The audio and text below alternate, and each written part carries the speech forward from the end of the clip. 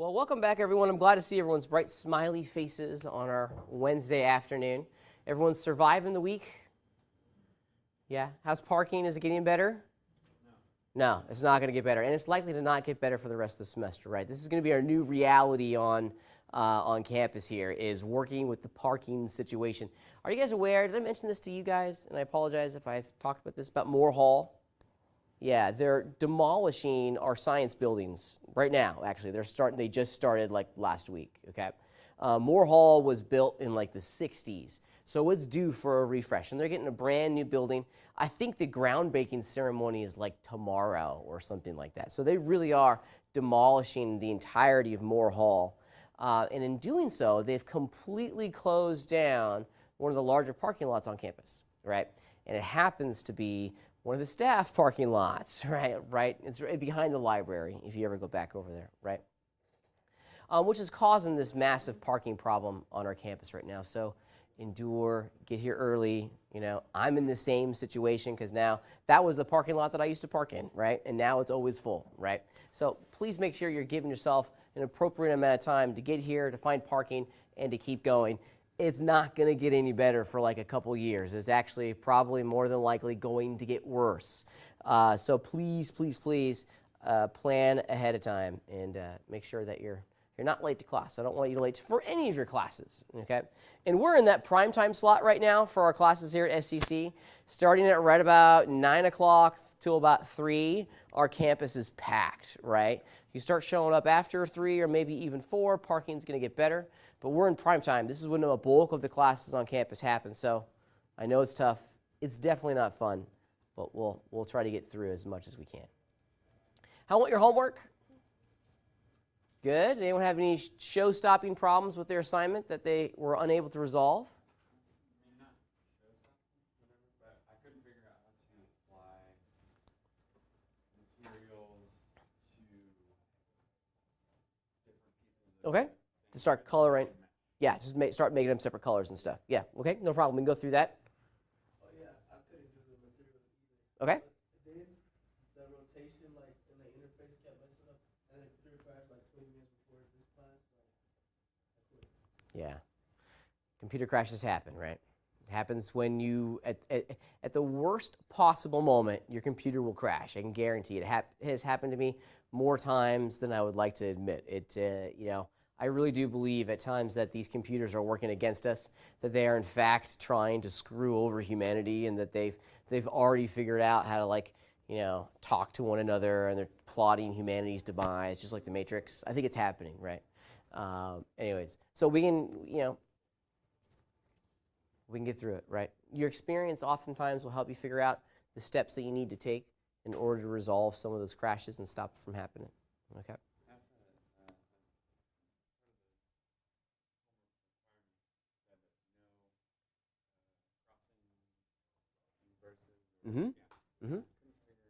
I can go over that again. That's no problem at all. We can revisit that. Other questions? Show-stopping problems. Okay, cool. Those are all small things that we can certainly iron out. I wanted just to showcase real fast what we're going to be talking about this week, because last week was all about simple shapes and a simple deconstruction of a very complex shape. In our case, a train. Well, we're going to start editing that train today and looking at how we can take those simple shapes and start transforming them into more complex shapes. As 3D modelers, we have to go through a sequence, almost the exact same sequence as a traditional sculptor would. We block out, we analyze, see if it's working from a number of different perspectives, and then when we give us the global thumbs up that this is in fact doing what we want it to do, sculpturally, we start adding detail. So today is a day for us where we can start adding a tremendous amount of detail onto the interiors of our models, right?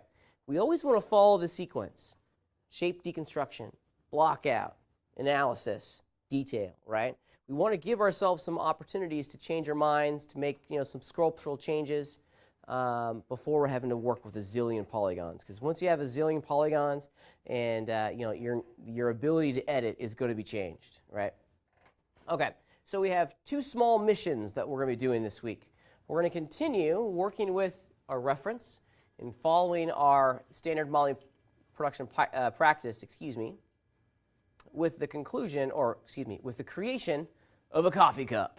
Okay, you guys are going to love the coffee cup. It's a rite of passage. Everyone has to do a coffee cup. Okay, this is the bouncing ball of the 3D modeling universe. Okay, everyone does a coffee cup. I want to turn off a few lights. Excuse me. Okay. Our coffee cup is going to allow us to continue making simple shapes, but then we're going to transform and edit those simple shapes into something that's far more detailed and far more complex. Okay. In addition, we also have a small lab assignment this week that will allow us to strengthen that idea and that skill set. We're going to be making a candlestick. And actually, we're going to spend some time looking at how we can make a pretty picture that will accompany this model itself. I love to hate to say this, okay, but we're actually not in the 3D business here, okay? That's not our job. We're not in 3D, okay? Which is a weird thing to say in a 3D modeling class, that we're not in the business of 3D, right? As you saw on the examples, the little movie file that I had shown right in front of class today, we're actually in the business of 2D, because 100% of our 3D geometry is then going to get rendered out into a flattened image that's going to show up in a film. Now, obviously, if you're working for the game space, that's different, right? Those are true interactive 3D models. But if you're working in the traditional cinema and television world, everything is going to be a picture at the end of the day, right? So we're going to spend some time today looking at how we can make pretty pictures. Because as 3D modelers, our audience's understanding of our sculpture is really dependent, okay, and is linked to the composition and some of those kind of artistic ideas that we'll talk about later that draws focus to the sculpture, okay? So it's more than just the sculpture. It's about making pictures as well. As you saw last week with both your train we had to make a render. Did I give you guys a lab assignment last week? Yeah, what was the lab assignment last week? I've already forgotten. The Parthenon. Yeah, with the Parthenon and the simple train last week, we had to create some pictures, right? At the end of every project in here is going to be a picture. So we're going to spend some time kind of putting our little photographer hat on today. At times, it's crazy. In my imagination, like I put like a little construction hat on, like a hard hat, because I'm building things, building these wonderful sculptures, right? Other times I take off the hard hat, I put on like a French beret or something. I'll be like a painter for a day, because that's the image that comes to my mind, right? Other times, we're going to put our cinematographer or our photographer's hat on to really look at the pictures that we're creating, okay? So our conversation today, especially on our lab, is going to be twofold. We're going to talk about how to take simple geometry and transform it into complex geometry. We're also going to start talking about pictures as well. These ideas should follow every single assignment that we're going to create going forward, all right? Okay, let's jump into Modo real fast and start exploring a little bit about how this works and answer some of the questions that were unresolved from last week's homework. All right, let me just retool here for a second. This is some of the stuff that the advanced class is working on.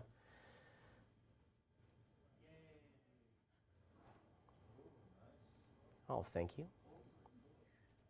All right, so I'm just in a fresh Modo project file, and one of the questions that bubbled to the surface was how do we create different materials that we're going to go on our polygons themselves? And it's really easy to do that. I think let's start off by creating a simple little sphere initially, okay? Because this sphere will allow us to look at some big picture ideas. Now, we're going to have an entire day, and I mean an entire day, where all we focus and talk about is going to be the material and texturing and rendering pipeline. I believe that day, if I'm remembering my notes correctly, to be next week. So we're going to do a deep dive on this. Yeah, and I'll be live streaming, so you'll get all the content, either way. There will probably not be a day this semester where I'm not live streaming. So at the very least, you should be able to get the content. If you're sick, you're out of town, whatever. It's cold and flu season right now, so we got to worry about illnesses. Wash your hands, please. All right. So how do we set simple materials and create the separation in colors? Well, on Modo, what we do is that we have to initially begin this whole process with a selection. Modo's simplest material selection engine comes at the polygonal level. We can make it more complex and advance it into the item level, but I think for today and next week and maybe even a week after that, we're going to keep it pretty basic. Now on my sphere here, I've just selected those 5 polygons, and maybe perhaps in this context, I want to make them red. Okay? Did anyone discover the magical keyboard shortcut that allows us to change the material? It's not F6. F6 brings open the preset browser. It's not F9. It's the M key. M is in material. Okay? When you hit the M key, it brings open this little popover. Okay? Now, the thing that a lot of folks get kind of stuck on initially when they're setting materials is naming their materials. We have to separate out these materials by a unique name. So don't have it be default. Okay? So let's just call this red. And down in here in the color swatch, this is where we'll be able to go in and pick a unique color. Now, the moment I hit OK, bloop, those polygons go red, which is pretty cool. Let's do another row. Maybe I want this row to be blue. So I got to give it its own unique material. Say blue.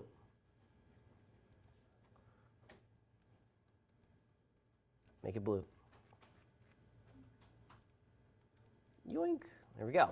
So now we're starting to separate these things out in color. Hannah and then Kim. What's the shortcut to get to the colors? M. M. M is in material. Also, remember, we're doing this at the polygonal level, so we need to be selecting polygons, not the item itself, right? So keep that in mind. We do this at the polygon level. We don't colorize verts. We don't colorize edges. We only assign materials to polygons, okay? Now, what if I wanted to have this next row, so it goes red and then blue. What if I wanted to have this next row also be red? What's the keyboard shortcut?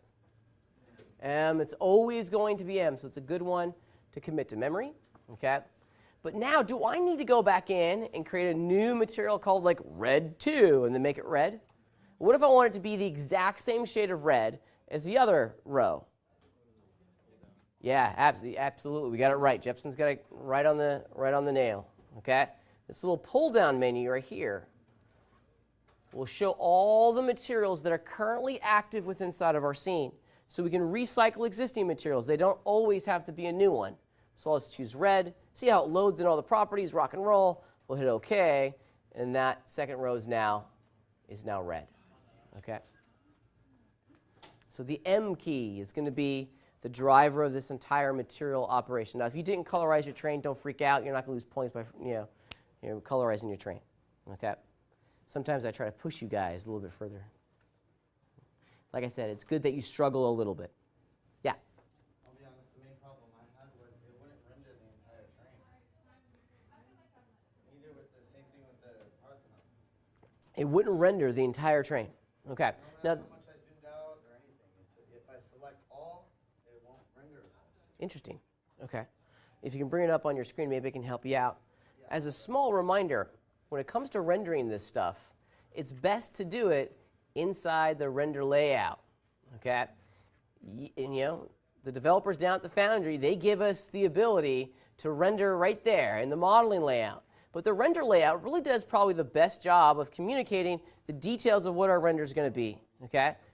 Downstairs in this OpenGL viewport, check it out. We're looking through our render camera's digital viewfinder, if you will. Okay? So this is what the render camera is going to see, and this is what the picture is going to look like. Okay? How can I change the composition of my shot down here? By moving the camera in. How can we easily move the camera?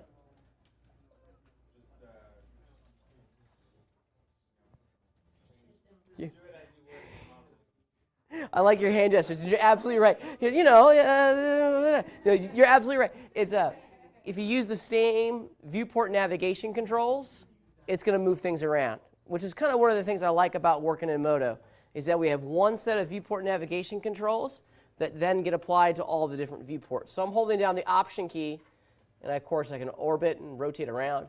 Option Shift will allow me to pan, and Option Control will allow me to zoom in and zoom out. So now I'm making a composition that I think I like. Hitting the big play button will preview it. Now, one thing that this kind of got brought up in an earlier, I see you, in an earlier question, it's like it looks real dark up here in preview, right? See, it looks super contrasty. Well, that's because our lookup table has been set to none. This is super advanced, but Moto has a color managed environment, meaning that we can apply different color spaces to the images when we render them. Now, the color space that our computer monitor understands is called sRGB, okay? So we need to make sure that we're previewing that color space inside the preview window. So if it looks super crunchy, super dark, just go up here where it says LUT and just make sure that sRGB is enabled, okay? It's an advanced idea. I'm not even going to go into the details of why we do this because it's a long-winded conversation. But that's going to influence your understanding of color inside of the preview window.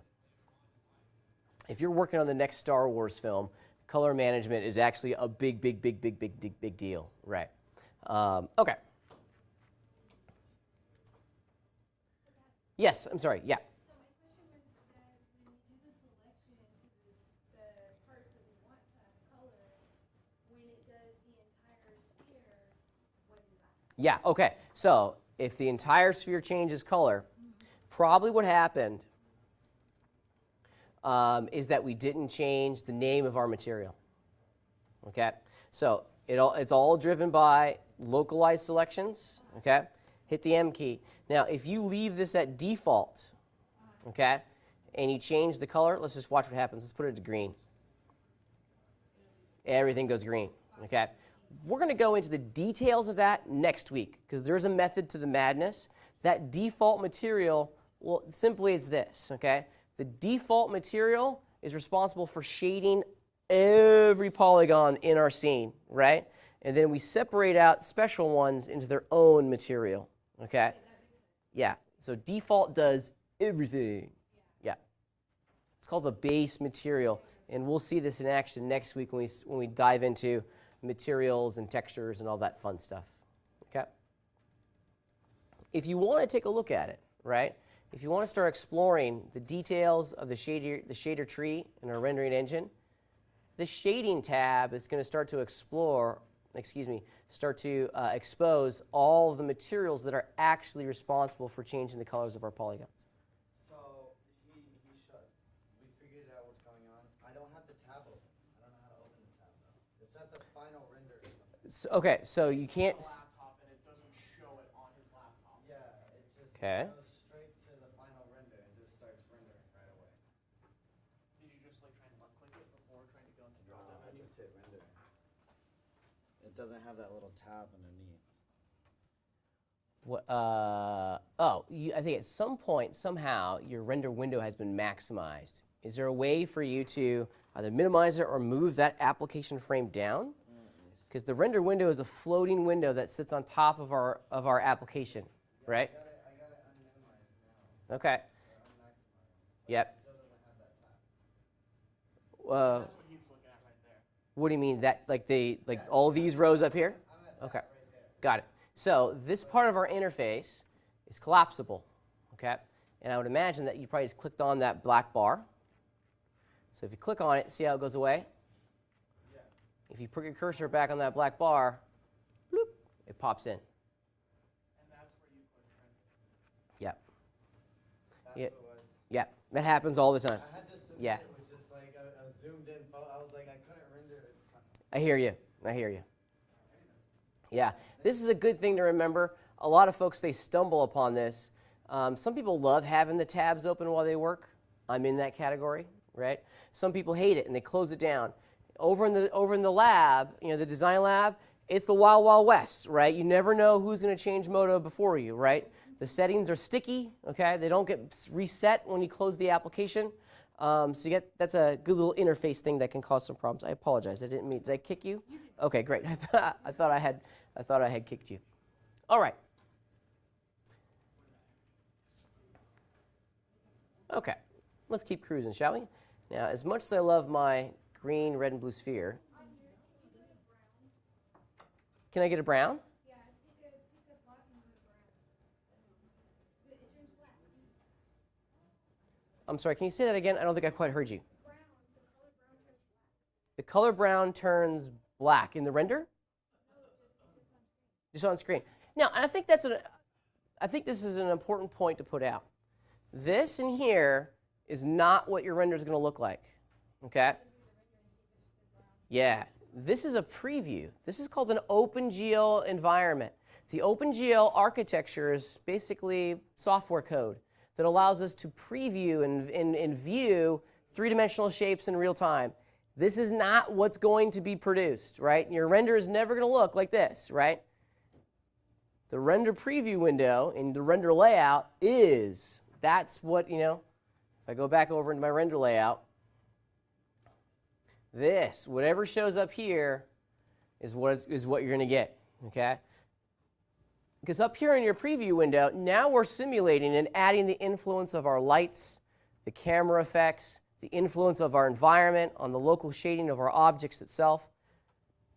Preview, render, okay? Or what your render is going to look like if you were to hit the button, right?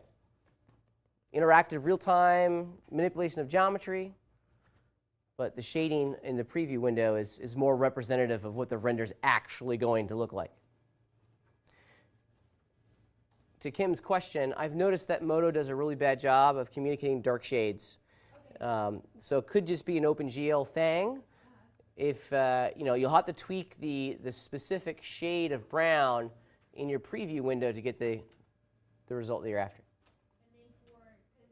And then the top of the coffee cup, that's the darker color, right? That's right.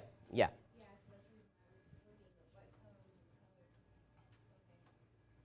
All right, let's keep cruising because we got a lot to talk about today. So last week we spent a lot of our time. Yeah, go ahead. Before that, I realized that I have forgotten, in both sense, with the mouse or with the pen, how to get a perfect 2D sphere. Because I'm doing I love it. control left click. Yeah. And I'm not getting it. And Let's go over. That's an important skill. It really is. Making perfect circles pretty quickly. Okay. So let's walk through it real fast. I'm not going to use the sphere tool. Whenever I start making off a perfect circle, I almost always start with the cylinder tool. Okay. So I'm going to start with the cylinder. I'm going to turn the tool on and travel over into my workspace. Okay. Now to make a perfect cylinder, or a perfect circle, excuse me, I'm going to single left click once. Okay. Now I want you to look very carefully on my screen. I've zoomed in intentionally because you can see both the cursor, which is the white up, down, left, right arrows, okay, and the tool handles, okay. The tool handles for the cylinder tool are the red, blue, and green thing, okay. The next step is to physically take your cursor and move it away from those tool handles, okay? I don't want to have my cursor on top of those tool handles because then I'll create 3D geometry, not 2D geometry, okay? See, my cursor, I'll put it way down here at the bottom. I'll zoom out. Once my cursor is away from the tool handles, I hold down the Control key, and then I left-click and drag, and a new circle is created. I mean, you can hold the tool handles. It's just if you go away from your screen, it makes it 3D. If you pull towards your screen, it makes it 2D. No. Let's speak with the accuracy here because it's important that we be specific, okay?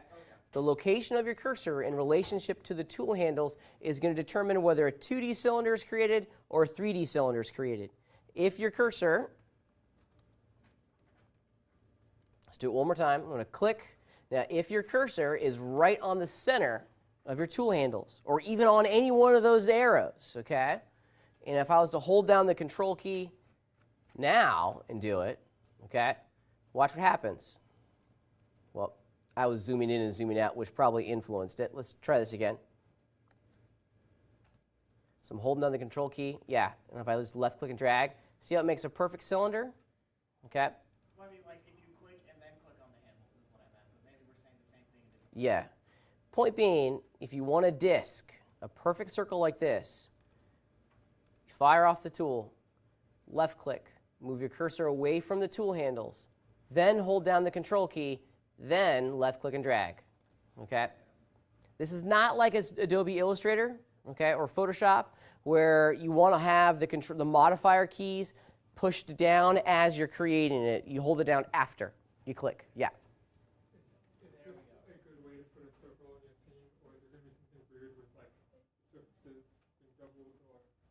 We're not going to get anything weird with having double surfaces or anything like that. This is a really great way of creating two-dimensional shapes pretty quickly. If you look, this is kind of the magic of computer graphics. Check it out.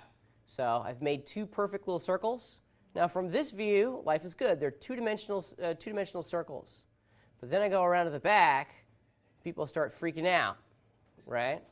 Where did my circles go? They seemingly, they're invisible, they're gone, right? Well, this is a visualization of a defined rule inside of computer graphics. Each surface that we create, I have two of them, has a defined direction that that surface is facing inside of our three-dimensional scene, okay? That direction is called a normal, okay? The surface normal, the surface direction, okay? If we are viewing, if we were viewing the surface normal from the front-ish, okay, we're going to see the surface. But the moment that we go around to the back side of our surface, so facing the rear of our surface, we're not going to see the surface anymore, okay? Here's another way of looking at it. And this is something that historically I recommend that people turn off because it just turns into visual noise, especially on very large, complex scenes. Check it out. You can actually view your surface normal if you want it, right? If you hit the O key on your keyboard, bring open your viewport properties. It's under the visibility section of your viewport. It's down here towards the bottom. Show selection normals. Check it out. If I turn that on and then grab this guy, boop, you see that little line that's popping out the front? That is the definition. That little arrow, that little dotted line, is showing me the direction that this surface is facing. So that's why when you remove a segment out from our sphere, it will see through when it actually isn't. Bingo. That's exactly why, because you're seeing the back side of the surfaces on the rear of the sphere, right? That's just to preserve processing power, right? That way you don't color both sides when you only need one. Sure, yeah. I don't think it's so much the colorization, but it's definitely showing the viewer or the user the polygons that are facing them.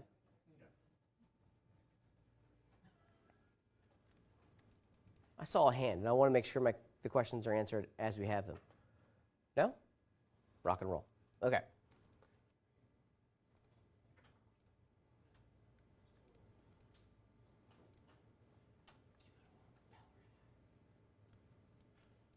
All right.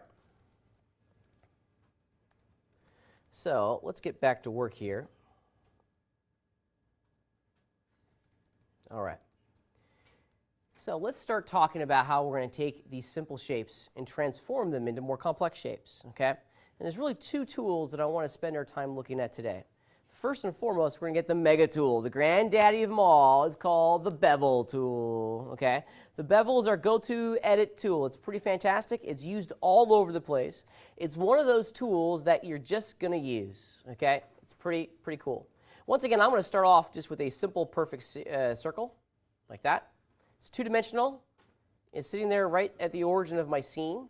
Pop quiz, if I had created this off origin, way over here, of course the origin is going to be at the intersection of the blue and the red lines. Okay, the red line representing which axis? X. The blue represents, well, what other X? The Z. You're never going to get a green line inside the scene. Okay, Moto doesn't do that. Some other applications, they give you a good indication of where the Y is. They're doing some deduction here. If you can figure out the X and the Z, that's 2 out of the 3. The third one's assumed. Okay. All right. So what if I want to have this little circle be right there at the center of my origin? We saw this last week with our basic train. Getting things centered into our scene can help us in the construction practice of our model, right? Select and press A. Now, when we hit the A key, what are we actually doing? Yeah, we're changing our position inside of our three-dimensional scene. We're not actually moving our geometry. Yeah, remember, we're like a little astronaut in a jetpack, okay? We're tooling around our three-dimensional universe. Our objects are static. They're not moving. We are moving, okay? Our view of our sculpture is changing. Hitting the A key is going to auto-fit the selected geometry inside of our viewport. It doesn't actually move it anywhere. Our perspective of our scene moves, not the geometry. Because check it out. There's the origin once again, just chilling way out over here, basically. So if I wanted to move this thing with accuracy, the center selected command is a really good one. Okay, I'm in the basic tool tab, and center selected some pretty good stuff. Okay, we can do all, which is going to center this selected component along the XYZ, or we can do any sort of flavor that we like down here. I'll just do all, and now you can see that bloop, now my geometry actually moves to the origin of the scene. Okay, which is pretty cool. It's a good practice as 3D modelers to get our objects at the origin as much as we can. It's good form. Other professional 3D modelers expect your objects to be at the origin. It also makes the duplication system a whole lot more powerful. There's also workflow enhancers that are doable if everything's at the origin. When we rig our models for animation, it needs to be at the origin. So you're going to find the origin of our universe, a common thought. So when we do that, when your thing it does center it, it'll center it the overall, so some of them will go down. Yeah. Yeah, it's going to take whatever you have selected and try to center in the scene. But Yeah. it'll center it with the ups and downs. It will, yeah. Now, I think here's a nuance that I think you should be aware of. Okay, I want to hit the undo key one time to get my disk back to where it was. And I want to draw another secondary one out over there, a little bit smaller. Yeah, go ahead. How would you do the perfect circle again? Let's do it one more time. Practice makes perfect. Okay, that's what we're here to get, some practice, right? I'm using the cylinder tool. Single left click. Okay, your tool handles will appear inside your three-dimensional scene. Next step, physically move your cursor away from them. Step number 3, hold down the control key. Step number 4, left click and drag. And I got a mega one because I'm all zoomed in. There it is. Okay, perfect circle. All right, here's a nuance of the center selected command that I want you guys to be very aware of, okay? Because this is a common stumbling point for some folks. So my origin is way out over here, and if I select both of these circles and choose center selected, all, what do you think is going to happen? They're all going to go to the center. Okay, they're all going to go to the center. Let's check it out. Or is it going to aggregate the center? Yeah. If you have multiple things selected, it's going to center the group at the origin of the scene, right? Now, if I wanted each one of these to be perfectly centered at the origin of the scene, how would I go back and do this? Yeah, absolutely right. We're going to select them individually, kind of an additional step in our sequence. So I can get that one, center selected, boom. And get this one now, center selected all, boom. Okay? All right.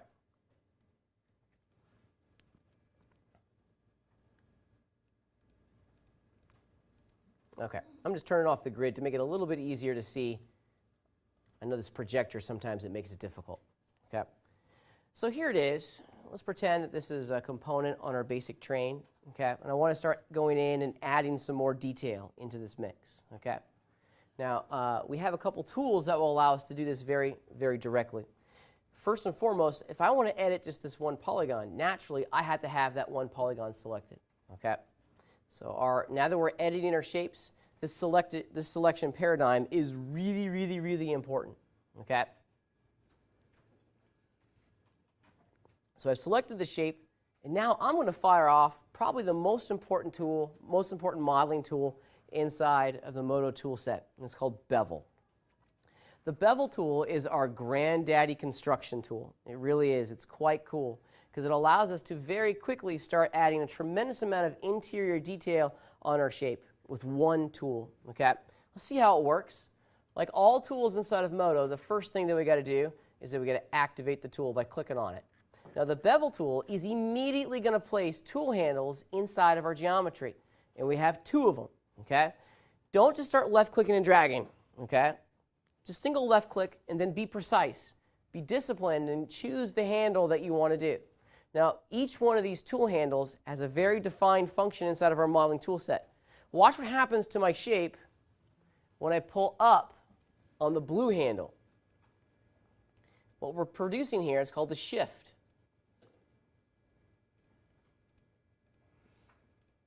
Here, I'm going to do that. I'm going to turn on the visibility of my verts. That way you guys can see what's going on, especially in the back. So the shift is going to take that two-dimensional shape and extrude it up. It's going to shift it up, into a three-dimensional shape. Okay? So I'm going to start growing my shape like a skyscraper. It's only ever going to grow in one direction, up or down. I guess that'd be two directions. We can't shift it to the left or to the right. What it's doing here is that it's looking at the surface normal, the direction that the surface is facing, and it's pulling it up into a three-dimensional object along that surface normal.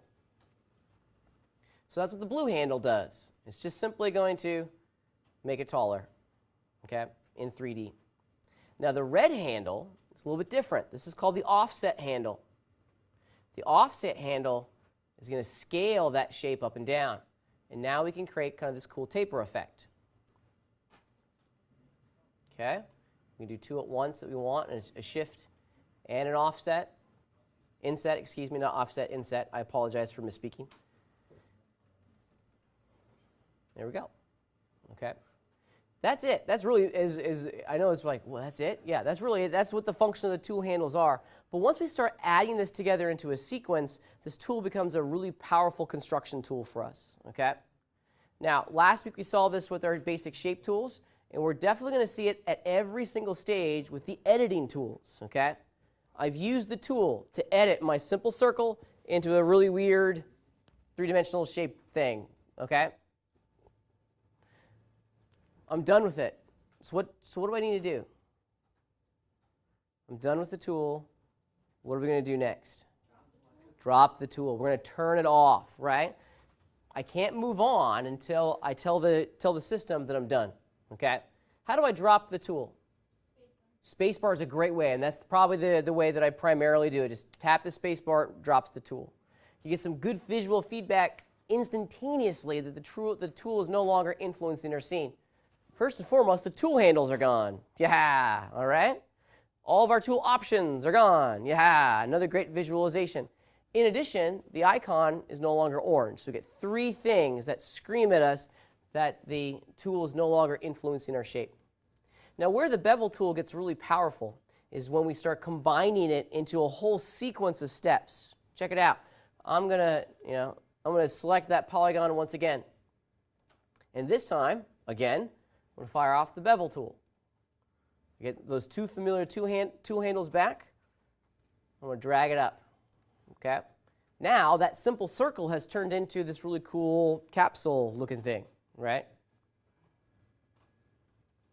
I'm going to turn off the tool. How do I do that? Spacebar. Turn off the spacebar. Okay? And I'm going to do an additional bevel. If I grab that top polygon, fire off the bevel tool, and now check it out. Let's do this. Instead of pulling up on the blue handle, okay, watch what happens when I pull out on the red handle. Creates kind of like a little top hat. Okay? Check it out. I'm going to drop the tool. I still have that polygon selected. I'm going to hit the bevel key one more time. The B key is the keyboard shortcut. And there it is. Drop the tool. That's pretty neat, huh? That's pretty neat. The bevel tool is an infinitely useful tool because now we can start with something simple and we can transform it into whatever shape that we want. Just with a simple little construction practice. Maybe I want to go out. Now if you notice as I'm doing this here, I'm dropping the tool and then reactivating the tool. So I drop the tool, select the polygon that I want to edit, reactivate the bevel tool, do the edit. Okay? That's kind of a machine, very much in the way. I'm doing the exact same sequence over and over and over and over again, right? I drop the tool, select my polygon, reactivate the tool, mess with the thing, drop the tool, deactivate or deselect the polygon, reselect the polygon, fire off. We're doing the exact same sequence over and over and over again.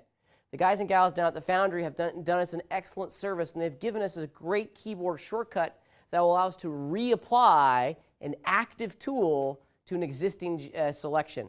Let me show you how it works, and then you'll go, oh, that's cool. Okay? So I'm going to finish my operation here by dropping the tool. Check it out. This time, select my polygon. Fire off the bevel tool just like I have been before.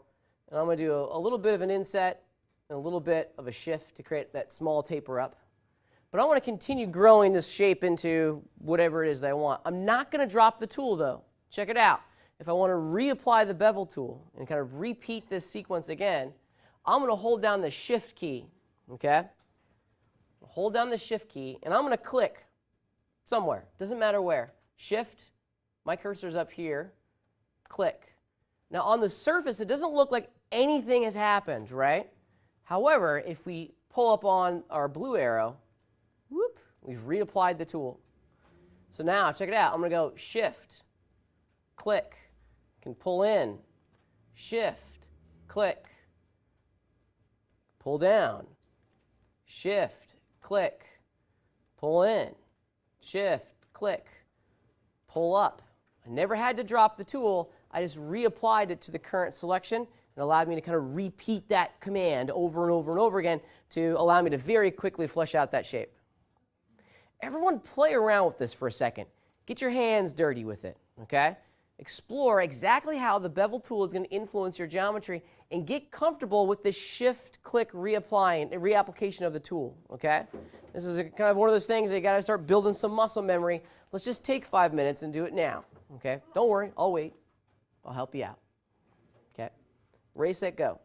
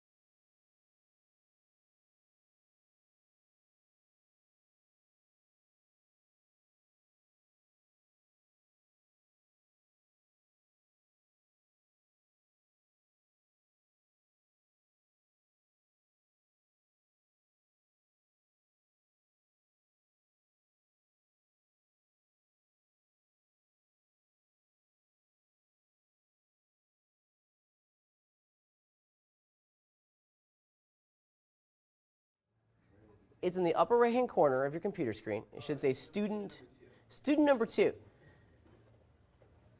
Now, Jepson was doing some wonderful work here, but I want to show everyone the nightmare, perhaps, that he found himself into, okay? Yeah, wrong rocking. We got some problems. Now, when it comes to sculpture, this is an excellent piece of sculpture. This is abstract, like corporate art, right? You know, if we were just making a pretty picture, this, well, is probably not going to work. Would you mind going over into your render layout for a second and firing off just the preview? Yoink. Okay? We have some big-time problems with this. See how it's all dark and black on the interior? Okay? This is a cataclysmic, earth-shaking, you have to start over problem. Okay? Thank you, Jepson. I appreciate you helping me out. Okay? There are times when the only solution to your problem is to start over, when you've broken your model so much that it's unfixable. Now, how we got there is that we did something like this. And I'm going to start at the top. I'm going to select the top of my cylinder, and then once again hit the B key to activate the bevel tool. This is cool. I'm going to do a simple little offset or a simple shift. Now watch what happens, and I'm thinking that this is probably the root cause of the error that was made before. See, the computer's not going to stop us from crossing the streams. Okay? See how all the verts that were on the left side, on the right side, they started getting smaller and smaller and smaller and smaller, but then they got so small that they actually crossed by each other and kept going.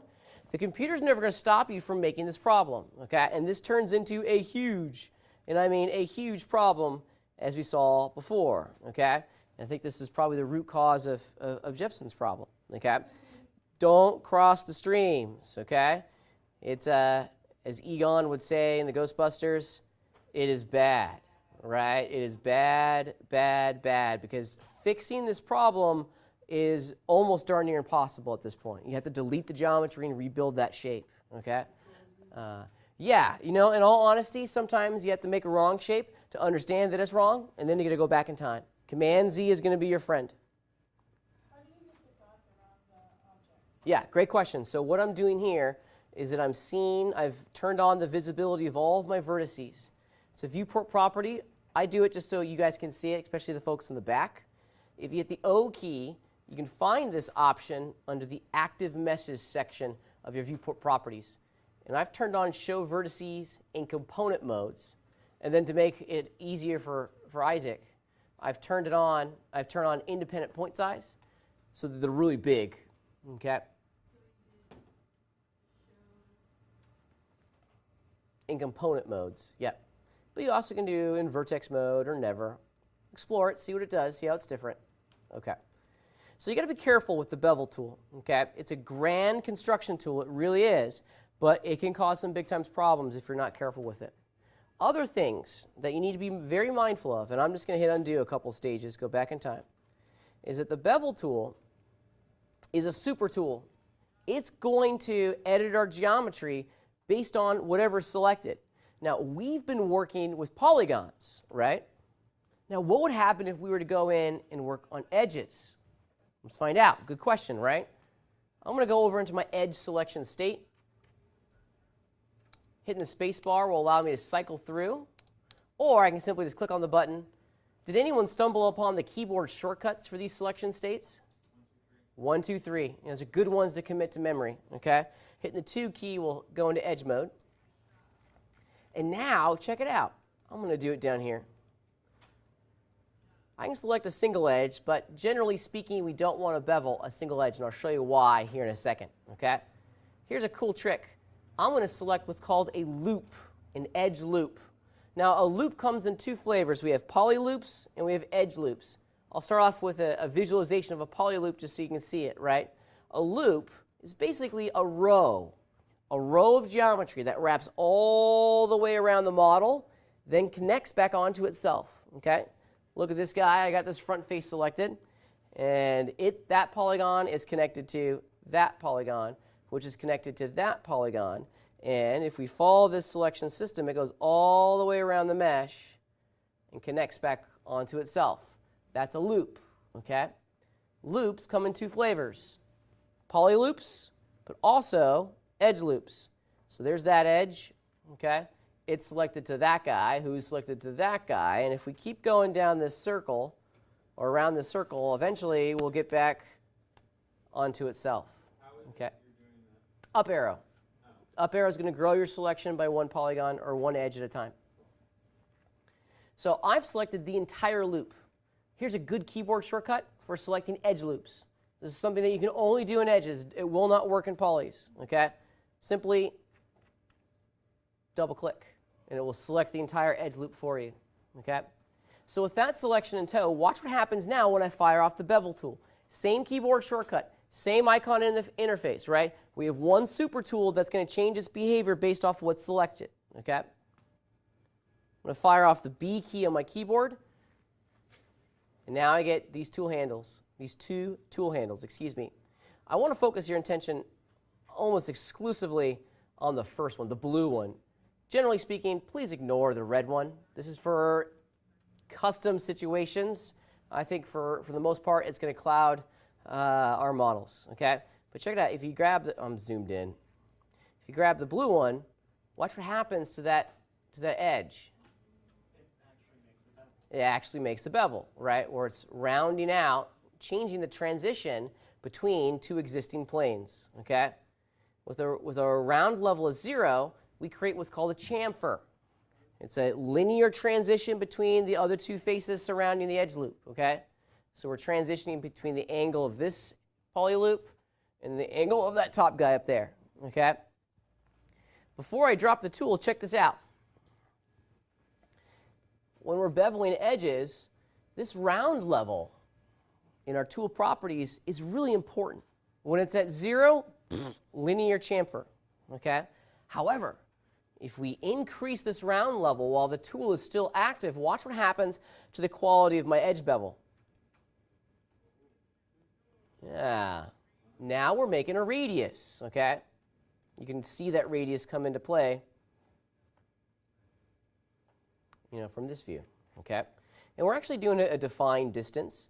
So if you need to have everything be, you know, 100 millimeter radiuses, the cool thing about working inside of Modo is that everything is unit-based, okay? So we're not working in the abstract of unknown units as other apps are. Everything is based off of a real-world understanding of scale. Yeah? Is there a way to actually make the scale tool unit-based? Yeah, it only gives you percentages. No, there's not. However, there is a dimensions tool which will show you how big and how small things are. Yeah, that's kind of the workaround. I feel you on that one. Yeah, I too wish that was part of our tool set. So increasing and decreasing the round level of our edge bevels is going to increase and decrease the quality of that transition, okay? Buyer beware on this, okay? You can get pretty crazy pretty quickly, okay? Personally, I never really go above an edge or round level of 3 or 4. It has to be a damn good reason to go above 4, okay?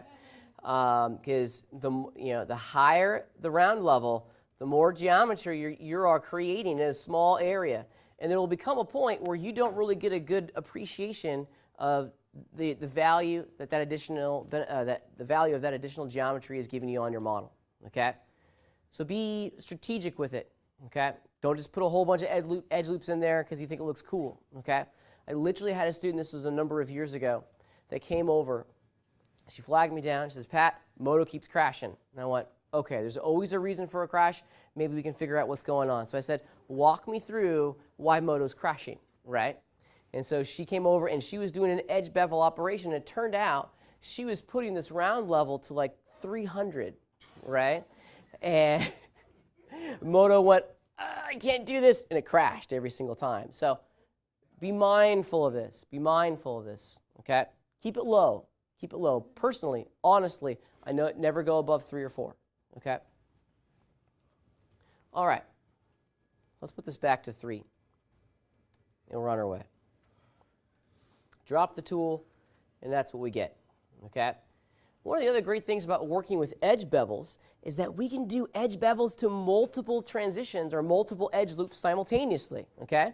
What if, let's pretend for a moment that I want to have this edge loop and this edge loop down here both share the exact same kind of look. I want them to have the exact same radius, okay? Well, with both of them selected, check it out. I can fire off the bevel tool, pull up on the blue handle, perform my edge bevel, and you can see it kind of in the background here that's doing both edge loops at the exact same time, okay? It's a pretty powerful tool. Yes, ma'am? So you were saying that it would do the same, but one's out and one's in, That's right. right? Yeah. So it'll do the opposite. It'll make a concave and a convex depending on the angles of the, right. Yeah, you got it. If we rewind just for 1 second, you probably remember me saying that we only want to do this on edge loops, okay? I've come down to the bottom of my mesh where I have this really extreme plane change, okay? Now, if I was just to grab that single edge this time and run the bevel, B key, pull out on the blue handle, that's what we get, okay? And this is going to turn into a geometric problem that is going to cause some render errors, okay? Yeah, this isn't going to render correctly. Check it out.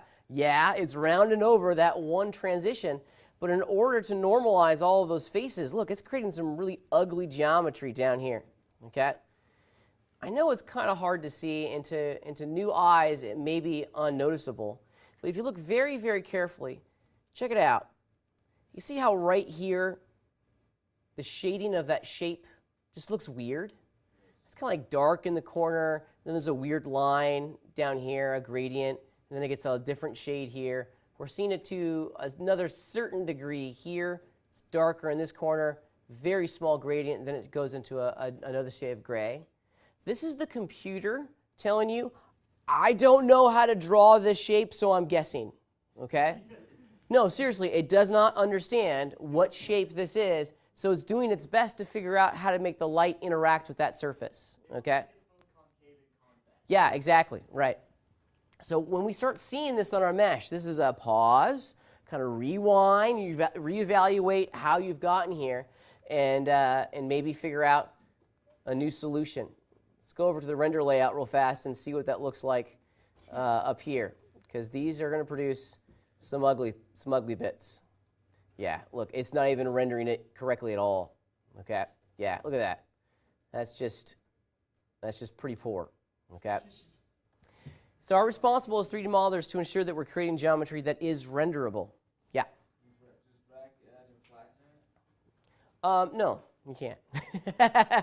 Yeah, I wish it was that simple, right? Because just dragging the edge and flattening it out, like this one here, isn't going to resolve the surface. It's just going to make the problem bigger, in all honesty. Okay? And shoot, let me go back to the model tab so we can do this with a little bit more accuracy. Okay? So if I just moved it like that, see, now we just made the render error bigger, or the geometry problem much, much, much larger. Okay? Oops. See, now it's just a big render error versus a small render error. Now the reason why we're getting these geometry problems in here is that surface, the problem child, that guy, is not a quad polygon, right? This is an n-gon. It's a surface that's made up of 1, 2, 3, 4, 5, 6, 7, 8 different verts, okay? And the computer fundamentally does not know how to draw it, okay? Huge problem for us. We've got to be mindful. When we're doing edge bevels, we want to do them on loops. Don't do singles. Do them on loops, okay? Yes? I'm looking at a picture, and I don't know how I would do this with the bevel tool. And I want to know if I can, or it's just something that, like, it would be really complex to do. Let's talk about this in lab. Got it. Okay. So the next natural question, can we do vertices? We can bevel polygons. We can bevel edges. Can we bevel verts? Yes, you can do it. Yeah, but you kind of rip a hole in the space-time continuum a little bit, okay? Yeah, let's do it, and let's see. And I'm working on a cylindrical shape. I'll go into my vert selection mode, and I'll try to bevel it. Yeah, that's right. I just don't know why you would want to do this in this particular situation. Generally speaking, you're not going to be doing too many vertex beveling, okay? There is a place for it, and here's a good application of where it would actually serve your benefit, okay? Check it out. I do vertex beveling only on two-dimensional shapes. Like, for example, I have a square, okay? Yeah, or I want to make it, the edges a little bit rounded. So I've grabbed all 4 of those vertices. I'll fire off the bevel tool. Okay, that's cool. Increasing the round level, we'll start to make kind of a rounded rectangle. That's cool. That's a great place to use the vertex beveling. 2D geometry, thumbs up. Vertex beveling on 3D geometry, thumbs way, way, way down. Way, way down. Okay, that's just generally speaking, that's going to cause problems almost every single time. Now, why this is kind of a cool practice is now that we've kind of created what would potentially be kind of a complex shape with a 2-step simple operation. I made a cube, then I simply grabbed all 4 verts, rounded them out with the bevel tool, and now check it out. I can go back in, grab that face, fire off the bevel tool, and now I got the underpinnings of like a rounded square. Okay? Or a can of sardines. Right, exactly. Now, if you wanted to make a can of sardines, and this kind of gets into our modeling sequence a little bit, we can continue applying the bevel tool. Okay? Check it out. A can of sardines, in my imagination, has, it's generally this shape, okay? But then we need to have it step down to create the little foil, metal part thing on top. I don't know what it's called, right? However, we can continue fleshing out that shape with the reapplication of the bevel tool, okay? Fire off the B key, red handle to create the outside row. That's the lip of the can. I'll hold down Shift, click to reactivate the bevel tool. Now I can bring that polygon down to start creating the inset of my top of my sardine can. Okay, that's pretty good. Needs a little pull handle here. I can go into my edge selection mode. Maybe I round out some of these edges in here. Not that one. Fire off bevel. Small little radius. And now we're in the ballpark. Now we're getting there. And it's starting to look on the surface like a small little sardine can. Okay? All with the bevel tool.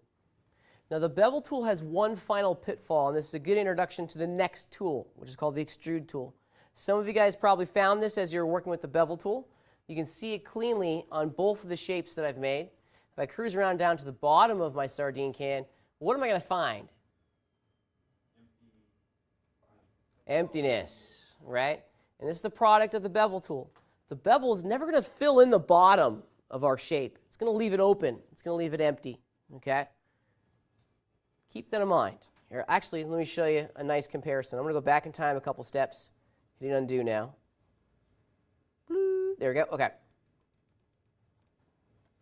You're going to hate me, but this is part of the process of learning 3D modeling. Sometimes I intentionally make it more difficult. Sorry. Because that's how I got to learn, make you guys, force you to do some learning, as they say, right? You guys are going to do some learning today. This is Pat's moto trick of the day, okay? I want to have 2 of these, okay? Last week when we were duplicating our train wheels and other component pieces of our mesh, how did we make a copy of this? Command-C, Command-V, which is a great way of working. It really is, okay? I got the top of my sardine can selected. Maybe I want another one. Edit, copy, edit, paste. If I immediately fire off the move tool, I can move the other copy that way, okay? I'm sorry, okay? Here's another way of doing it, okay? Check it out. I got that polygon selected. This time, I'm going to fire off the move tool first. And then I'm going to hold down the Shift key and not move it out.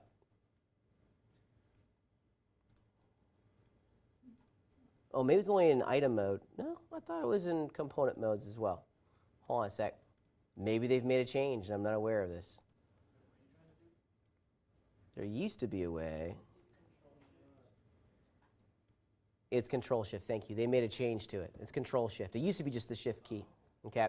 And now I can interactively drag out copies of this. So the move key, Control-Shift.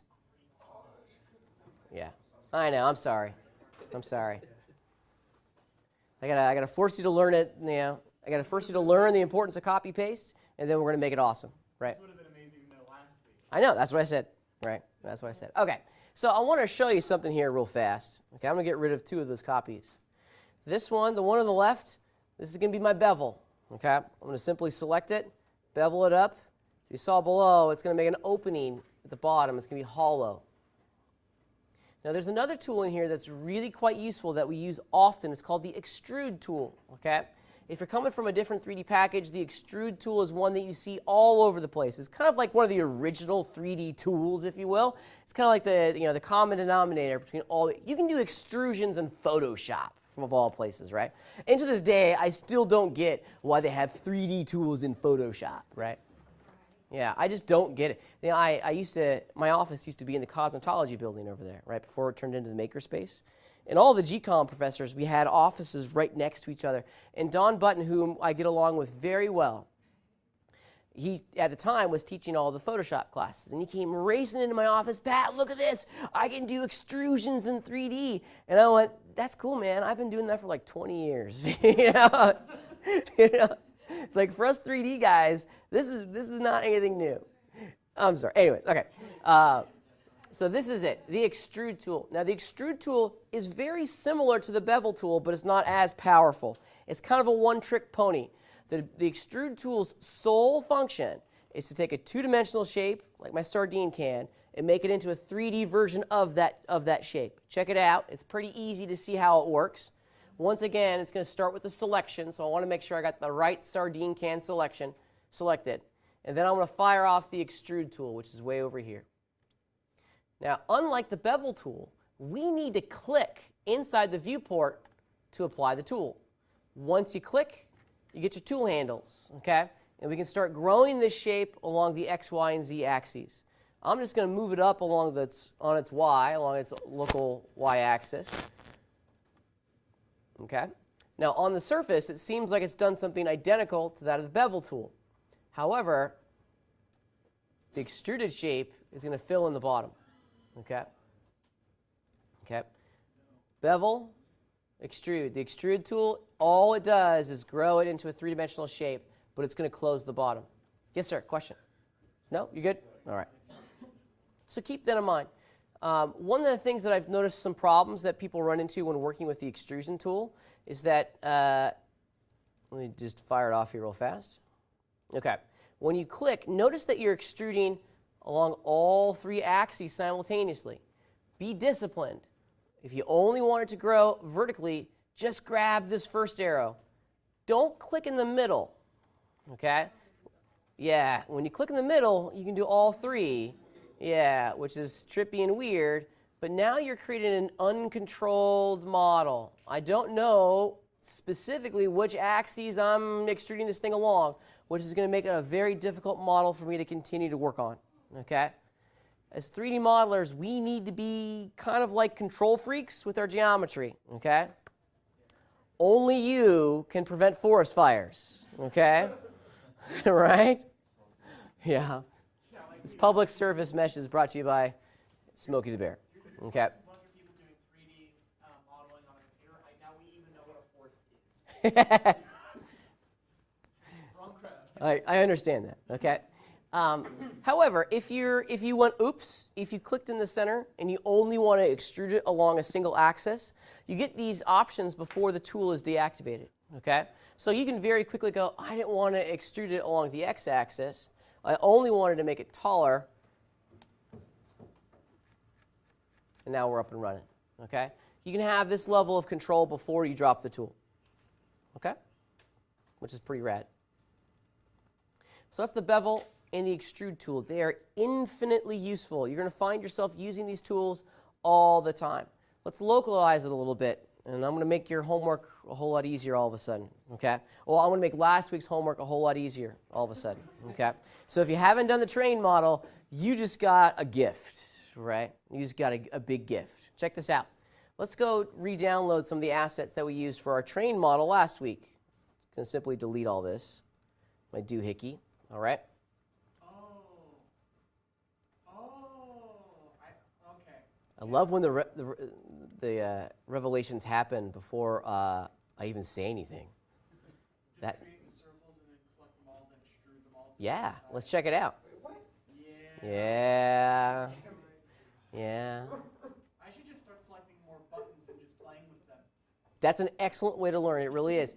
Don't be committed to whatever it is that you're building because you will mess it up. But it's a great way to learn how the tools work for sure. I can't emphasize this exploration factor enough. That's a great way to learn 3D.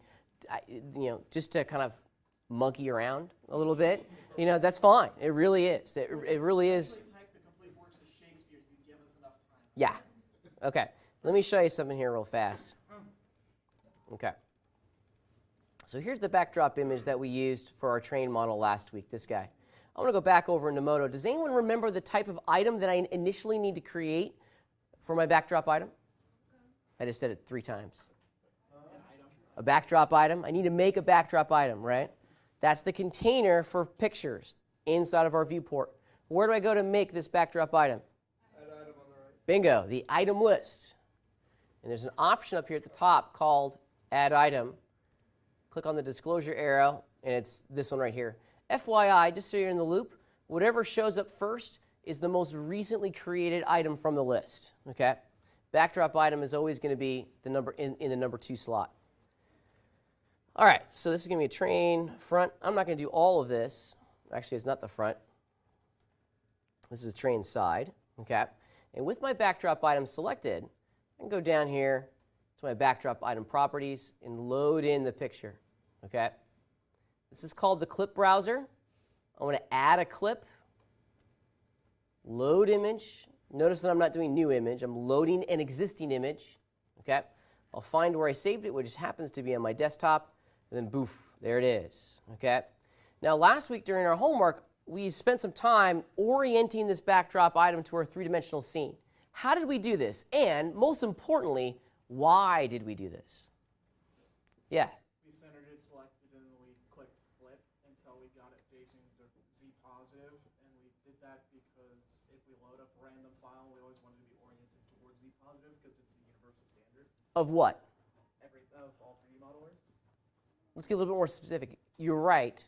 It's the universal standard of what is defined as the front of the scene, right?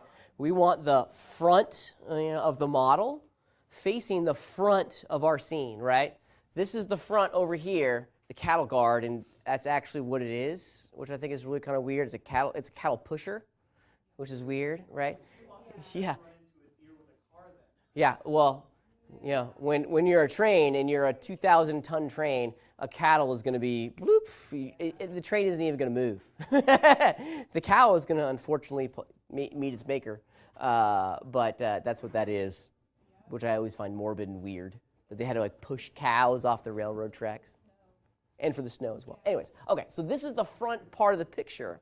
I want the front part of the picture, and then corresponding the front part of my train facing the front of the scene, right? I'm trying to get everything pointed in the right direction. Now, right now, have I achieved that goal? No. How do you know that, Kim? Yeah. The map, this is the compass, right? This compass is going to tell us which direction all these landmarks really are, right? So, pop quiz hotshots. Okay. Oops, I zoomed in too much. There's the compass. Which way is my train facing? X negative. Okay. I want it to be facing Z positive, right? So I got some work I got to do. Walk me through it. Eventually, we're going to have to flip it. Center it on origin. It's actually the default location of all backdrop items is the origin. So it's already at the center. But I need to change its orientation inside of my 3D view. This is going to get us going in the right direction. Okay? If I change the projection type from front to, let's say, right, I'm going to zoom out before I click. Watch what happens. Hey, okay, it rotated at 90 degrees for us, okay? This is the preferred way of working with backdrop items because the computer is going to rotate it 90 degrees, and it's also going to filter and only display this image when I'm looking through my right view, Okay? This is my right orthographic view. If I look at the scene from my top, I don't see the image, okay, which is nice. Okay? I'm only seeing the picture of the side of the train from the side of my scene, which I like. Okay? Now, at the moment, we're a step in the right direction. However, what's the final step? Flip it. We've oriented the picture to the correct axis, but still not facing the right way. And that's where this flip command comes in our viewport properties, or excuse me, our backdrop item properties. Yoink, there it is, mission accomplished. Okay. Now, I also want to see my geometry and the reference image at the same time, so I want to make it a little bit transparent. 70% really works well for me, but pick a number that works for you. Now, it's a little bit ghosted. If I start laying down some geo here, I'll be able to see that geometry and the picture at the exact same time. And that's because it's transparent. Now, if you are working on this and you didn't see the transparency, okay, there's probably one viewport property that you need to change, and it's called overlay drawing. Okay? Here's where you find it. Cursor in the viewport, hit the O key to bring open the viewport properties for that viewport. And you can see it under the drawing and control section. Okay? It's right here, at the very tippy top, overlay drawing. But there's one more that we got to do. It's a two-step dance. Step number 1, and step number 2 is down here at the bottom under background imagery. Okay? If you turn both of those overlay properties on, you'll get something that looks not too dissimilar to what I have here. Okay? Now, with the idea of beveling and extruding in mind, check it out. I now can start fleshing out the basic overall shape for some of these pieces pretty quick.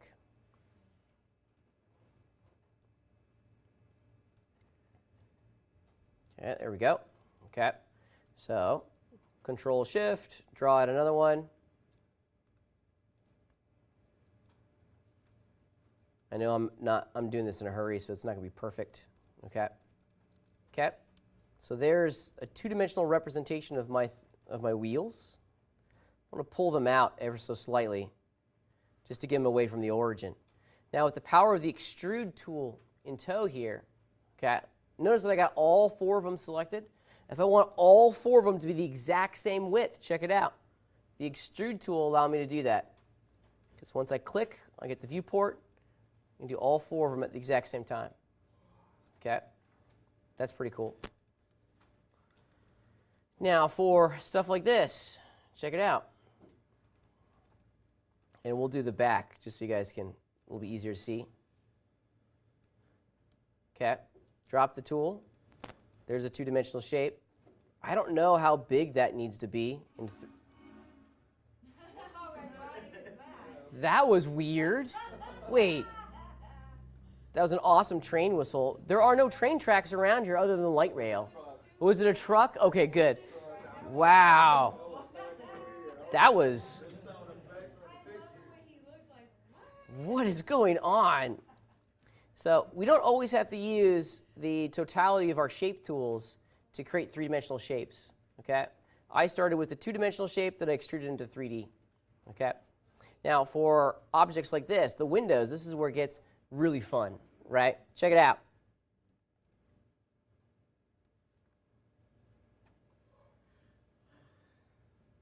There we go. Okay. Now, I have a little bit of a challenge in front of me. I need to start beveling these windows down, right? So what if I just did a simple bevel? Let's see, how am I going to do this? Actually, in the context of the windows, I probably need to have some slicing in here. But I'll make it basic and pretty easy. Because I'm just moving the geometry around. I apologize. I forgot I turned off the visibility of my wireframes. Okay. Now I can start moving these edges around to get what I'm after. Maybe I take that shape and bevel it down.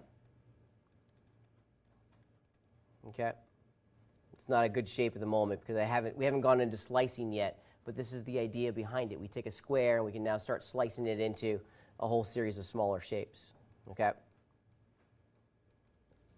Yep. Then we can either delete it. Let's just pretend those are windows. Okay. Those are bad windows. Then we can extrude it out, Shift X, and now I have a wall with a really funky window.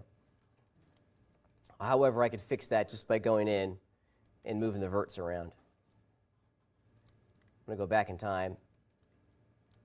Working in 2D is a whole lot easier than working in 3D.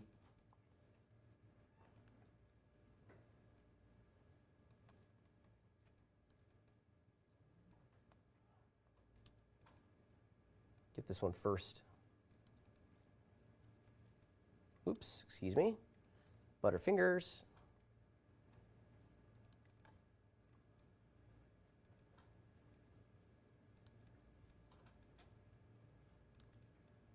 Proof of concept. Not a great model. It will work.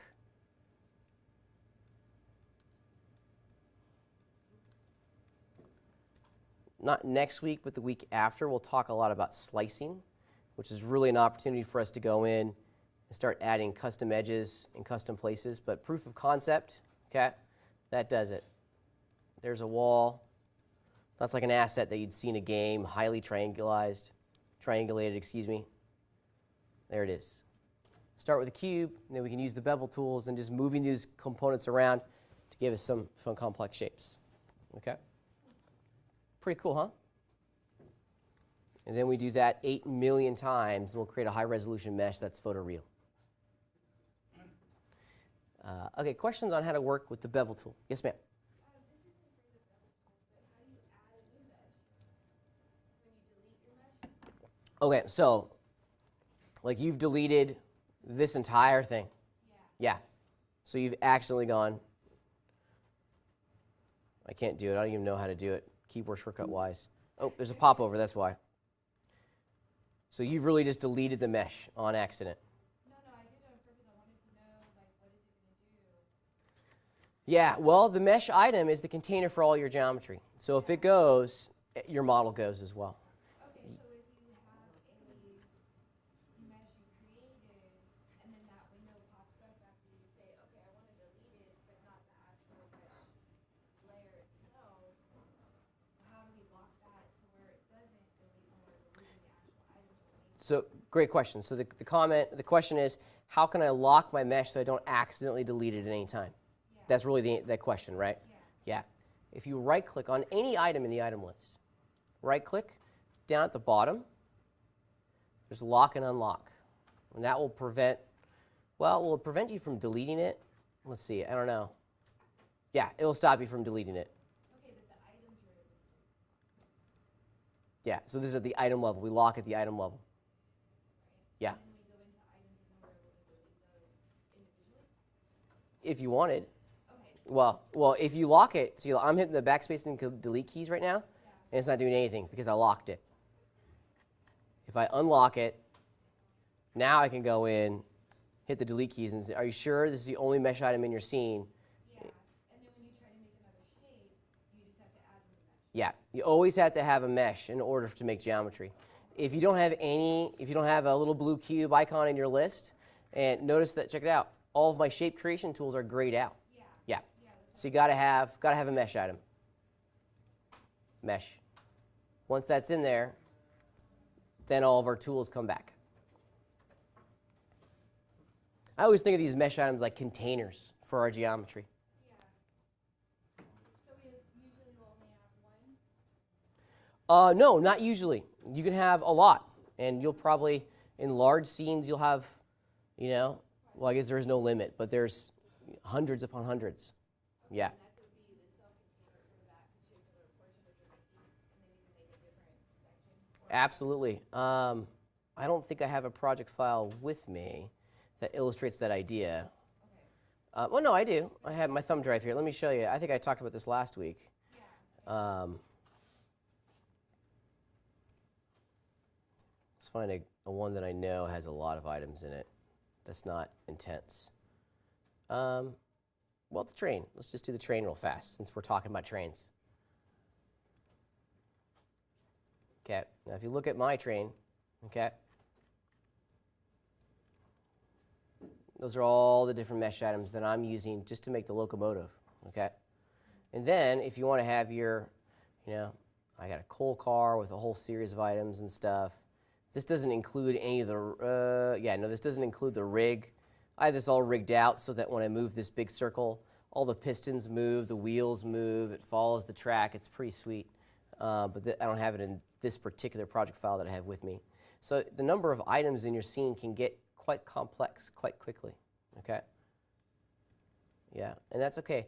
You know, having multiple items in here is a really great way to start separating content out. It almost kind of, I hesitate to say it's like layers in Photoshop because it's not really layers, but it's a good organizational way to kind of separate, you know, geometry from one another, right? In the context of animating, if you want to animate something, it's got to be on its own item, right? If you look carefully at the way I have this all set up, you know, check it out. Oh, wait, is this working? Let's go over to the setup tab.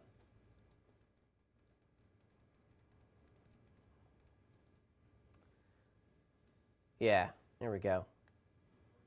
Okay, in order to get each one of these wheels working, okay, wow. They have to be on their own item, okay? Okay, that makes sense.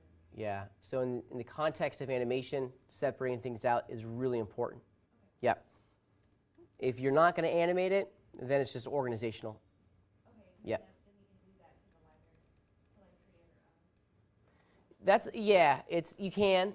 You can, right? Yep, you absolutely can. That's advanced, but you can do that. No problem.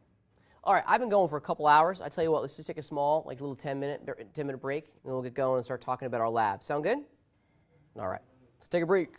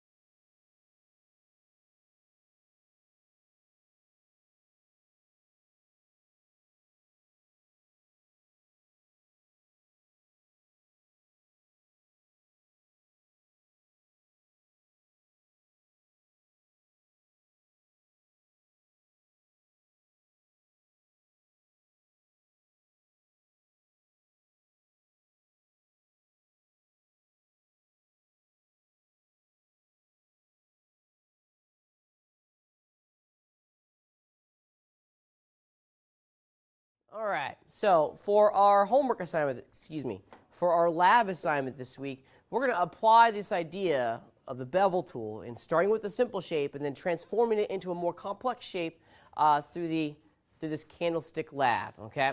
And this is really an opportunity for us to continue to flex our muscles as 3D modelers. Your job is to create a photorealistic model of a candlestick and a candle, okay? Now, like we did last week when we were working on our train, reference is going to be the big guide in this, because everyone in their mind has an idea of what a candle looks like. It really is just a glorified cylinder with a little wick on top. However, when we start modeling with it, the strength of our model is really going to amplify once we pair it with some excellent reference. Okay, so I just went on to the Googs, did a quick little search for candlestick, and you can see pretty quickly all the results that we're getting here. Okay. Now, I like some of these. These are some good reference. It's inspirational. Huh? You can make any one that you want, okay? Point being, though, is that now I have some ideas. I have a foundation in reality that I'm going to look to apply to my sculpture, right? Now, if you look across all these reference images down here at the bottom, these first two rows, what would be the common denominator sculpturally between all the candlesticks? You got it. So it's got a pretty wide base. Why? So it doesn't knock over, right? So it's stable, right? Yeah, because we have fire at the top, right? So we don't want these things to accidentally fall over, right? So wide bases, that's going to be something that we're going to want to make sure that we add in whatever design we choose, right? We're trying to create a stabilized design, okay, for our candlestick.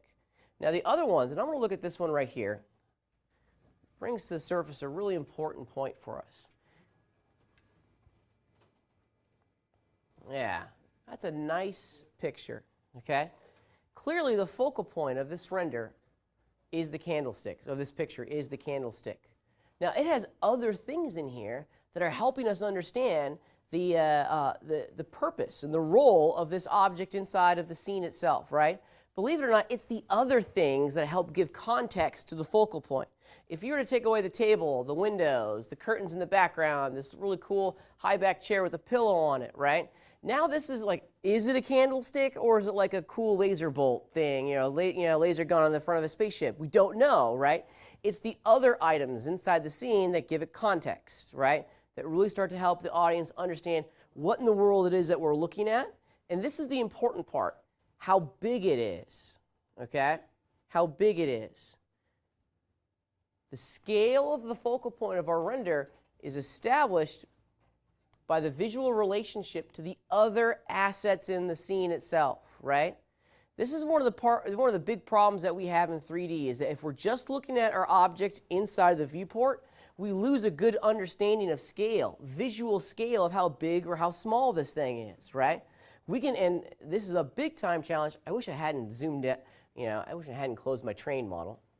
This is a big time challenge on something like this, okay? Because I can get as close as I want to these pieces, okay? I can get all the way in, and let's look at one of these things up here in the front, okay? Here it is. This is a rivet. When you're working on the rivet, this dominates your viewport. You think, spatially that this thing is huge, right? Because it's big inside the frame. But the actuality of the situation is that this thing is itty bitty. It's just a rivet in the larger context of the train itself. You zoom out, and it turns into something quite small. We can lose focus and lose our own personal understanding of size when we're in here. It's kind of this uncanny valley thing. We don't really understand where we are.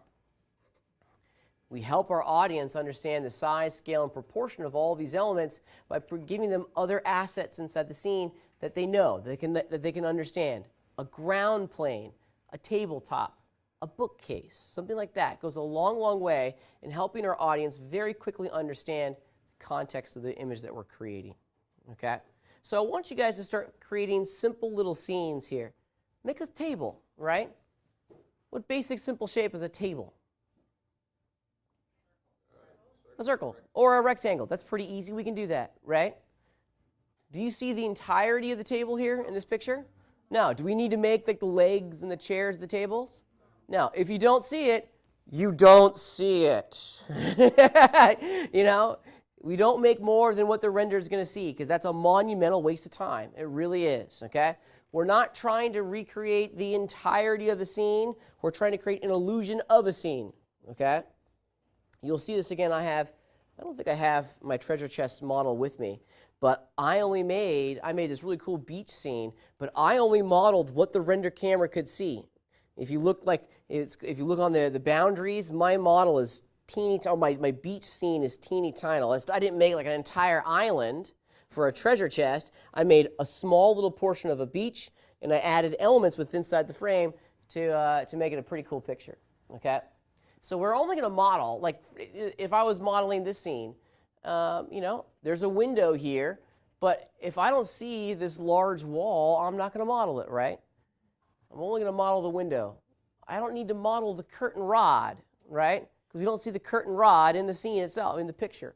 I don't need to model, you know, the legs of this chair because we're not going to see it in the picture, right? Remember, we're in the business of 2D, not 3D. We're here to make pictures. The models help us create those pictures, okay? This is all an illusion. This is a trick. I am the great and powerful Oz. But I'm really just a man behind the curtain, right? This is a trick. We're tricking our audience into believing these things are real, but they are fundamentally not, okay? And you're allowed to play within this tricks, okay? You're a trickster. That's fine. I'm cool with that. I really am. This is part of our job, okay? The other things that go a long, long, long way in helping establishing a scene in the photograph is to create a very defined foreground, middle ground, and background, okay? As a photographer, you want to create depth inside the render itself, okay? And this is a great picture to showcase the power of that depth, okay? It's simple, but this is the foreground of the scene right here, the bottom part of the frame. It's closest to the camera. The focal point most likely is going to be this candlestick. I can almost guarantee that you're looking at this candlestick first versus the others. Why?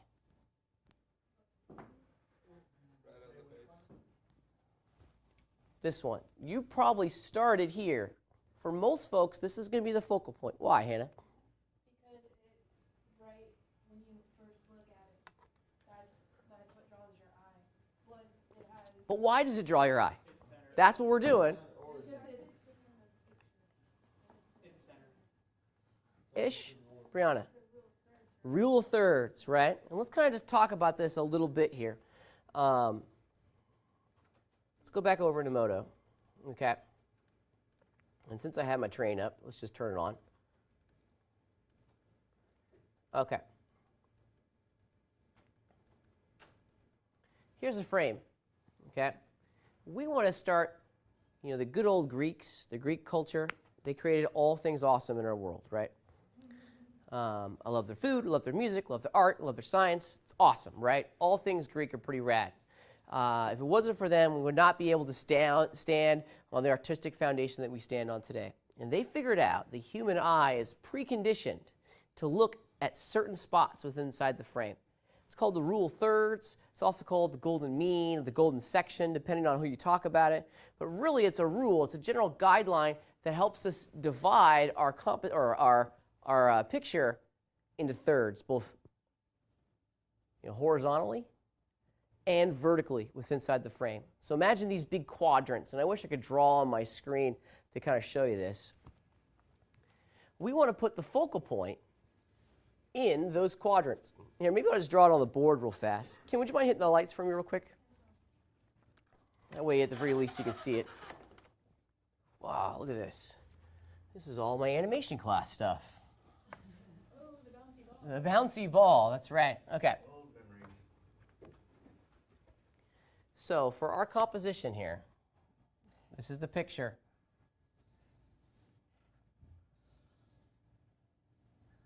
We divide that picture into quadrants, thirds, and we're going to pretend that these are equal thirds. Clearly the one in the middle is bigger, but this is an art class, so we're going to pretend, okay? Equal thirds, okay? Horizontally and vertically, okay? Now, our eye is preconditioned to look in these quadrants, and most importantly, at the intersection of these quadrants. That's the best place to put all of this stuff, right? So if I was establishing the framing of a shot here, I want to put the thing that I want my audience to look at, the focal point of my render, in one of these quadrants, okay? So if I was framing up a character, our character's face would be over here, okay? And I would try to get the eyes of the character right about there, okay? We're pre-built to look at these quadrants. Our brain instinctually wants to look there. So let's make it easier for our audience to see what we want them to see and put this stuff, put the focal points of our renders in these quadrants, okay? If you ever look at like Hollywood and how they frame and compose all their shots in these big films, there's this, have you ever wondered why everything is like offset to one side or another? Very rarely do you see someone in the middle of a frame in a film. They're one side or another, right?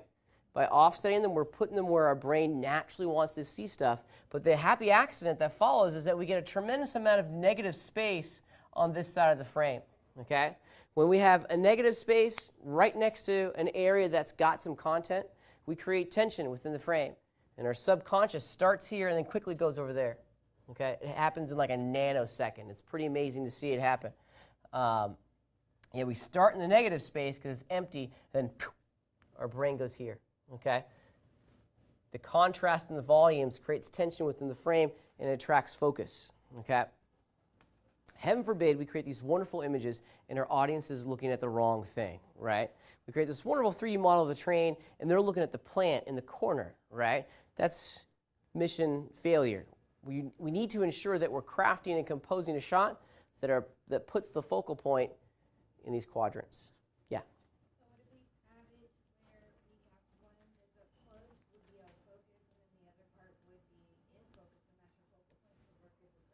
Yeah, that's fine. Okay. Yeah. So start thinking about where you're going to place your candlestick in the context of your frame, right? Just don't put it in the center. It's a boring picture, right? And that's not going to be something that you're going to want to share with your friends and family. They're going to say, cool model, horrible picture, right? We want them to say, cool model, cool picture, right? So where would be a good spot to put our candle in this environment? To the side, or probably like in a Yeah, right there. That's good. Another great place, put it over here. Okay. even make it go even diagonal. Yeah, oh man, that'd be cool too. Figure out a way to get it to go diagonal within the frame. That'd be neat. Yeah. And it's like intersecting all three of those quadrants. Yeah, now we're tripling it up. Yeah, that's a cool idea. Cool idea. Okay. By offsetting our candle from one side or the other, we're drawing focus to it. We shouldn't frame things in the center, right? It doesn't attract our audience's attention. Okay, believe it or not, people don't want to look in the center of the picture. They want to look on the sides. Okay. So back to the model here. If I really wanted to make sure that my audience was looking at the smokestack, okay, I wouldn't do that. Okay. Putting it over here is probably a good idea. In addition, we also want to try to infuse a little depth in our scenes. Okay. Well, that's a pretty good little picture of the train itself. We don't have to have the entirety of it in there. Notice that we've created a foreground, middle ground, and background based off the angle of my train to the render camera, right? This is squaring it up. See how the train's pretty flat to the render camera? It's not as engaging as of an image, right? Because there's no understanding of where the foreground, middle ground, and background are, right? It's a flat image. If we put it at an angle like this, get a little bit closer, now the light of the train's in the foreground. This is the middle ground. And of course, way over here is the background. If I had a little cool animated train conductor, maybe I have it like that or so. That way he can pop out the window and wave it at each other. It's in one of those quadrants on the screen left side, so I'm good to go. It's a good shot. It's a good composition. I want you to start considering some of these ideas as we start to construct our candlestick and our coffee cup this week. It's a great illustration of a render that's really strong. Now, you're looking at this candle for a couple different reasons, probably. First, it's not dead center. It is, in fact, offset from the middle of the frame itself. In addition, if you look very carefully here, that one candle is radically different from the other candles. What makes it different? It is bigger, but not by much. There's something on it? Yeah. Little flowers at the bottom, little berries or something at the base. Okay. What draws my attention is it's the closest to the red drape. Interesting. Yeah. Perfect for me, honestly. My eye gets attracted to the red drape first, and then because I see that candlestick almost within vision, it's just at the corner of where I'm looking at. That's what draws me to it. Okay. The red drape, and then how close it is to I love it. For me, it was actually the berries. The berries. Yeah. That's Yep. Yeah. It's these small little details that we should look to include that really makes this a striking render, okay? A striking image. Now for our lab assignment this week, I want you to try to make a simple little scene. So add a tabletop in there. Model some other simple little pieces that will help our audience understand what it is that they're looking at, okay? How big this thing is and how big it is in relationship to the rest of the scene, okay? I also would like you to continue practicing applying simple materials. Materials for everything, okay? So select some polygons, hit the M key, start colorizing these shapes to separate them out visually with color, okay? Let's go back to the assignment sheet real fast and make sure that we're all on the same page. Oops. Okay, so geometry for a candlestick. You're also going to be making a candle. What basic shape is both the candlestick and the candle? A cylinder. So an excellent place to begin. Personally, what I would probably choose to do is create a perfect circle for the base, okay? Then use the bevel tool to create the custom profile of the candlestick, and then make another cylinder for the candle, okay? And then geometry for a simple scene. This is where you get to flex your artistic capability. And at the end of this, just make sure that we have materials for everything. Start colorizing it. Gone are the days, okay, when we have gray everything. Nothing in our future is going to have a gray background with gray shapes. Gray is ugly. It's like the weather outside today. It's just kind of meh. Doesn't make me feel emotional when things are gray, even though I love the rain. Okay. Any questions on what we're going to be doing for our lab assignment? Like all homework and lab, at the conclusion of this work, please make sure you're submitting your Moto project file and a render of your project at the conclusion. Okay? Now that's your lab assignment. I'll give you some time in class today to work on your lab assignment. Since I have your attention, let's just talk about your homework real fast, because your homework is going to be an extension of what we've talked about today. Your homework is the coffee cup. Now, I'm not going to give you a lot of help on the coffee cup, okay?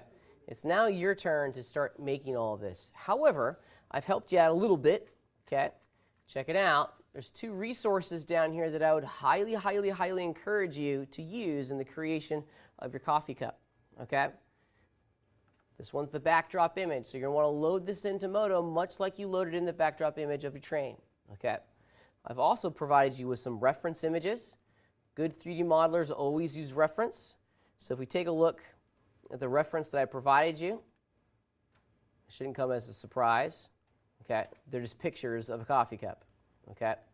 Now, there's a reason why I added these pictures into the bundle of things, because if we compare the images, the photographs of the coffee cup to the actual backdrop item, the pictures kind of fill in some blanks. When we're working with blueprints, the big challenge is understanding what all these crazy line drawings mean, okay? So the two on the left, obviously photographs, and then this is what we're going to want to use over in Moto, okay, as a backdrop item. Now, why don't we want to use this leftmost image as a backdrop item in Moto? Because it's too noisy. Expand on that a little bit. Like, there's too much going on. It's not simplified because there's like lighting, there's text everywhere. Yeah. It is sliced down with the cardboard. And like everything has like texture. It's just everything. There's a lot going on, right? Yeah. The first step as a 3D modeler is to figure out the shape of our object, right? The shape. the sculpture first, and then we can go back, add materials and other things to make the picture come to life, right? These are excellent references to help us understand the shape, but they're going to do a horrible job at helping us model, especially this one. This is a perspective photograph, okay? It's in perspective. We can see the depth. We can see the cup curving towards the camera here, right? Perspective photographs are going to make is going to make it very, very difficult to model to, okay? Because nothing is ever, ever, ever in a straight line in a perspective photograph. We may perceive it to be a straight line, but it's not actually a straight line. Okay, if you look carefully at the cardboard rim here, that's not a straight line. This line up in here is not straight line, so it's going to make it very difficult to model, okay? And we're going to be inaccurate in our modeling. Reference photographs are the foundation for our mesh because they help us understand what it is that we're making. But ideally, we want to get some sort of orthographic two-dimensional blueprint of our object that removes the limitations that the perspective depth of the photograph gives us, okay? So 2D blueprints, yay! Pictures, yay, but only for, kind of visual reference, okay? We don't want to use the pictures as backdrop items in Modo. This is a perfect backdrop item in Modo, okay? Now, I'm not going to tell you how to make this. You're on your own. This is a homework. This is a puzzle. It's going to force you guys to continue applying the bevel tool, okay? If you can see it in the, these in here are great indications of the direction we're headed, okay? So use those as your guide. Use those as your guide.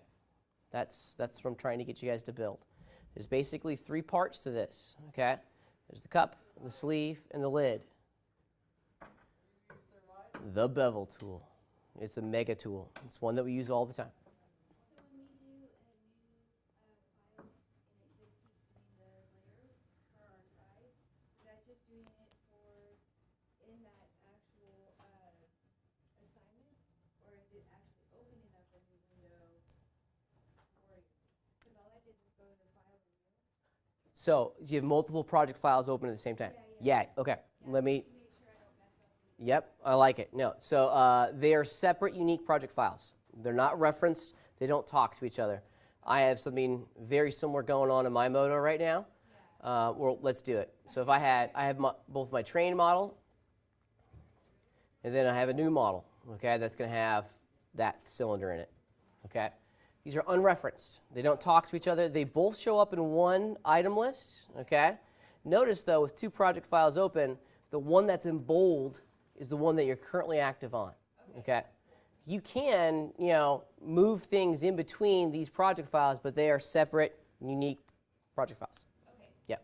So that's going to be considered like our tab spots. It's good. They have the little tabs on the top. It'll be similar like that. Yes, yeah, because these are just project files. They don't change the layout of the interface of the application. Yeah. Yep. Okay. Questions on what we're doing for both our homework and our lab this week? Yeah? Everyone feeling it? All right. Well, let's get started with our lab. We've got about an hour left in class. I bet you guys can knock out this lab pretty fast. Okay? Ready, set, go. Let's do it. Let's get to work.